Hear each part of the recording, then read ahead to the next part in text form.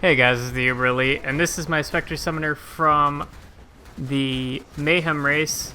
This build was probably one of the most powerful variants of Spectres, and it still had room for improvement on its gear. But I built this mostly for clear speed because my goal was to hit one of the first 100s. And so I didn't max out the damage, but what I got out of this build was something that was extremely safe and really strong in invasion maps, as well as just being ridiculously fast at clearing. The goal for this build was mostly to be able to tank some of the most big threats that come out of invasion maps. Things like Graveblood, which has a no cooldown cast on damage taken Ice Nova, which you'll see here right now. And I did that by getting a lot of block and spell block. I had 65 spell block with the Stone of Lazar on, with healing on block because of Bone Offering, which resulted in things like Graveblood just no longer being a threat. Overall, this character was ridiculously strong, and I'm very happy with how it turned out. So for the gearing, again, Brightbeak for the weapon, just resistances and really high attack speed, so we can move fast. Stone of Lazar for the scary maps for like invasion and stuff, Bisco's Call or otherwise. We've got On's Heritage, and the reason for choosing this is just to go even faster and to even get some more extra max res. I decided to do this after I was having a tough time getting a Wrath Pith instead. It gives me a lot of armor baseline, and with 2 jewel sockets with -1 endurance charge, this means that I have 0 maximum endurance charges, which means I get the maximum resistances because I have no endurance charges, and I get the onslaught because I'm at maximum. It's also, normally I would wear a Bisco's Leash for this, for getting the Rampage, because the Rampage is very important, since at 500, since not only does it give your minions damage and you move speed, but it also gives you procs at like 520 kill streak, where you get a pulsing Nova that basically kills anything you walk through. Instead, I was able to use Worm Sign, which gives me Rampage at maximum endurance charges, which is already 0. And so I used Belt of the Deceiver after that, so this gives me extra damage, makes me take less damage from crits, you know, anything like that. It makes the burst damage lower, and it gives me more damage. Bones of Uller are given. This is a Vis Mortis. It's not a Chevron's. Don't get confused by the skin. The Bones of Uller got the lightning damage enchant. I decided to use that because it let me equilibrium mobs with my shield charge. Unset Ring, so I can run my aura. Just a life, mana, dex ring as well. And then a bone helmet with pretty damn good stats, really. I probably could have gotten away with a lot less res, but I got lucky with this. It dropped like this, and I identified it like that. So, as for the actual gem setup, Raise Spectre, we're using Solar Guards, which we got from Act 8, and we summon them in a higher tier map. These are tier 16 Spectres that I was using. The way I got tier 16s without even ever going into a T16 was I found a Haku Side Zone or a Trial in a T15, and since the side zones are always +1 level, you get 1 tier higher of Spectres in those areas. This also works for getting Shaper tier Spectres in a T16, so keep that in mind. I did change up the gem setup a little bit. The standard stuff is minion damage, GMP, LE Focus, and Spell Echo. Those are all standard, but I decided to go with Fork this time around, instead of either Control Destruction or Pierce. The reason I went with Fork is just because it covered a lot more area every time I used it. When the projectiles bounce off to the sides, it's a lot more area covered, and usually when you have the Spectre Jewel, which is Unending Hunger, which gives the Spectre Soul Eater, usually they end up overcasting the entire pack anyways. So having the projectiles bounce to the side and have them be more likely to clear the whole pack instead of leaving a few stragglers was pretty nice. Not only that, but it also would go way off to the side sometimes and just kill random mobs, and sometimes even entire packs. So I really found Fork really nice. And besides that, I have projectile weakness for the Pierce, which I use on Curse on Hit Ball Lightning, but for easier maps, and if you are looking to not care as much about your survivability, you can also put it on Blasphemy. Blasphemy Proj weakness did actually raise my clear speed based off of the XP per hour that I was getting. I would go from somewhere like 18 million per hour to 20 million while using projectile weakness with the setup on Blasphemy. So pretty interesting. Decoy Totem. I didn't really use this that much. You could probably get rid of this. But then again, I wasn't really killing bosses too much anymore. This is really useful for bossing. The best way to kill bosses with this build is to drop a Decoy Totem on whatever wall you can and convocate your specters so that the projectiles will slam into the wall where the boss is. So the projectiles end up shotgunning the boss, because it is basically our fireball that they're using. Cast on damage taken setup. This time I didn't end up going for the increased duration stuff. Instead I went for a Desecrate Bone Offering setup. So I can guarantee that I have my Bone Offering up almost all the time when I start taking damage. And I went with an Immortal Call. I stopped leveling this because there's no point in me leveling it. I don't have any endurance charges anyways. And that's all you get from leveling it. Helmet. We've got our Animate Guardian and our Ray Zombies. And we've got our standard faster attacks, fortify shield charge setup, as well as an increased duration offering skill, flesh offering for speed, bone offering for being defensive. You're still really fast with bone offering. Like, I'm still this fast without having flesh offering up, which is pretty crazy, honestly. And we just throw in Convocation too. The duration, I guess it adds a little bit of regen, but it doesn't really matter. As for the jewels, again, we have the 2 endurance charge jewels. We have an unending hunger in one of the top slots where there's int.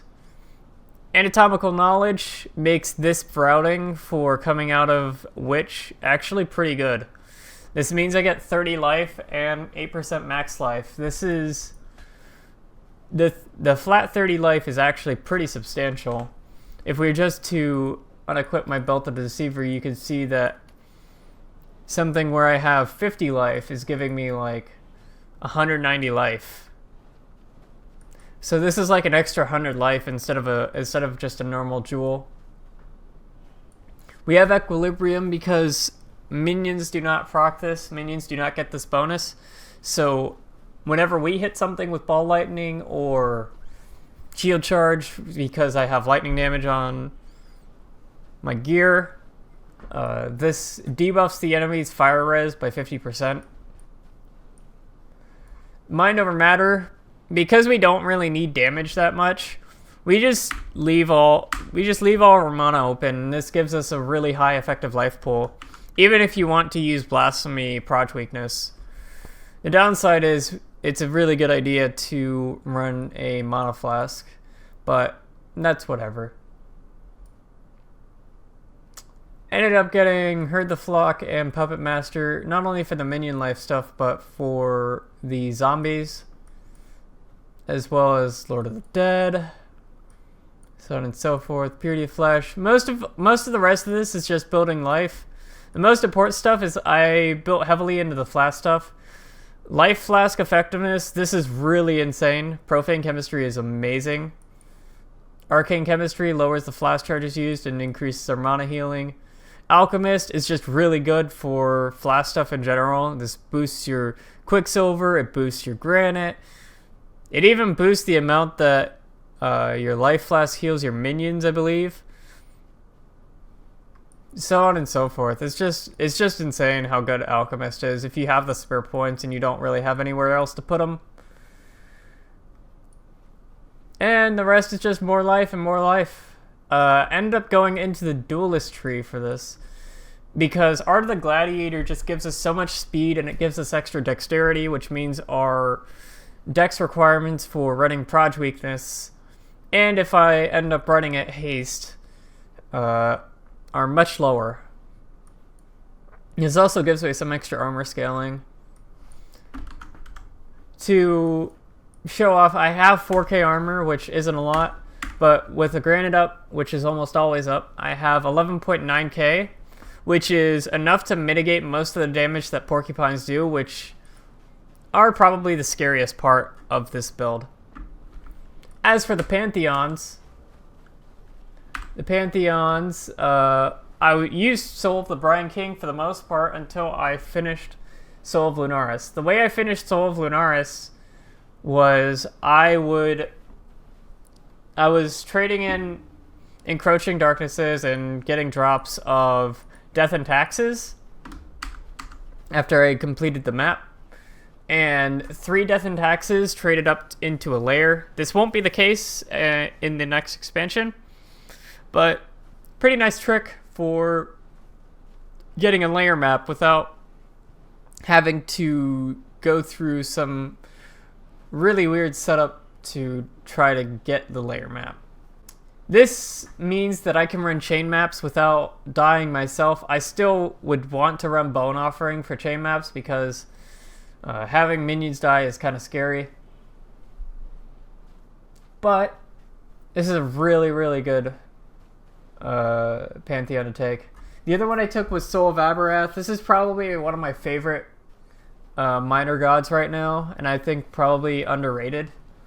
The Burn Ground protected me against Konu, Maker of Wind, which is the Leap Stem Goat, which also has a cast on damage taken Molten Shell, which isn't as much of an issue for this build because I don't do a lot of fizz damage, but this also reduces the ignite duration on you when you have the bonus add-on part of the Pantheon, which is actually very huge. This means that ignite boxes, instead of lasting 5 seconds, last 2.5 seconds, and degen effects are really, really, really annoying when you're MOM. So this is pretty good. This is also really good when you don't have the space to get an ignite removal flask on your flask.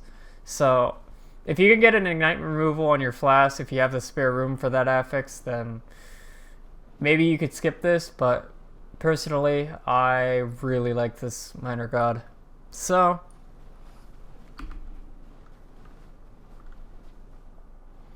other than that, I don't think there's much else to talk about. I guess the flask, instant of bleeding, shock removal, mana flask, granite with freeze and curse immunity. I always want to be up, so I have those on granite and quicksilver. And I have an eternal life flask of animation. This isn't a good roll for the prefix, but I couldn't be bothered to roll it anymore. Trying to push getting, perfect flasks instead of having alts for maps, which, as you can see, I almost ran out of alts and was basically running maps white towards the end. It took too much. It would have taken too much time. But the reason I run an animation life flask instead of just another utility flask is actually just to keep my zombies alive. It also helps my guardian stay alive a little bit more. But this basically acts as like half of a basalt flask without any flask effectiveness, because it keeps my 8 zombies alive way more often. And each of my zombies is giving me 1% fizz reduction, so I have 8% fizz damage reduction just from the zombies, plus I have fizz damage reduction from my Pantheon, so yeah. Order I took the Ascendancies in, by the way. Mistress of Sacrifice always first, Commander of Darkness, and then I actually went Spirit Eater to start until I got Uber Lab. Now, I used Wickerman Spectres until I got to about tier 9 and I got my minion healing flask, because Spectres actually die if you don't have Soul Weaver pretty often. Once I got Uber Lab, I respec'd out a Soul Eater and I went Soul Weaver, or Spirit Eater. I respec'd out a Spirit Eater and went Soul Weaver. And I was using SRS in a +2 helmet until then.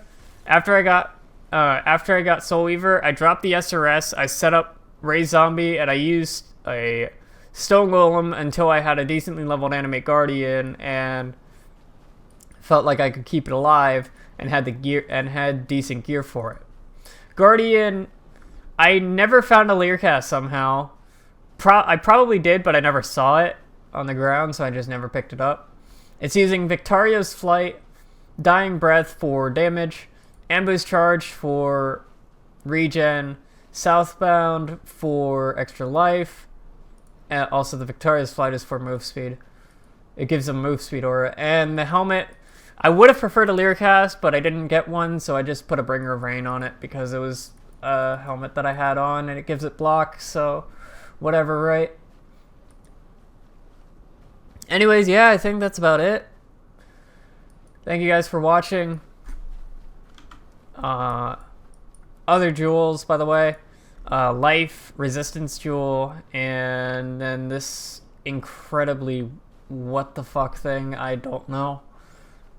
I identified this and exalted minion res on it, and I tried to vow it once I hit 100 to forget about the fact that this is a Void League, but whatever.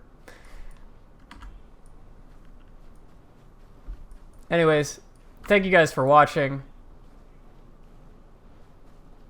This is the Uberly signing off. I suppose there's only one more thing left to do.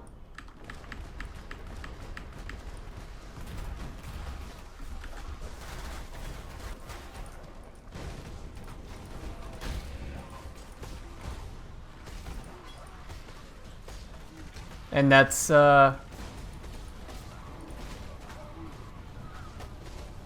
kill the character.